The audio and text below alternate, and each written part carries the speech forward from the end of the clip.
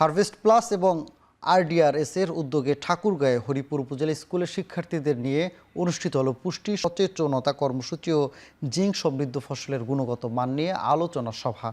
দুপুরে ঠাকুরগাঁয়ে হরিপুর উপজেলার কাঁঠালডাঙ্গি বালিকা উচ্চ বিদ্যালয়ে এই আলোচনা সভার আয়োজন করা হয়। এতে প্রধান অতিথি ছিলেন নিউট্রি এগ্রিফিউশন আফ্রিকার কান্ট্রি ম্যানেজার পেনিনা মুকি।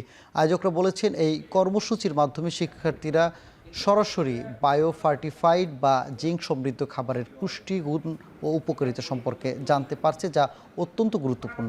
অনুষ্ঠানে হারভেস্ট প্লাস সলিউশনের programme manager Mujibur Rahman, project manager Shahinur Kabir, RDRS এর head of agriculture Enamul Haque, team leader ডাক্তার সালাউদ্দিন উপস্থিত ছিলেন।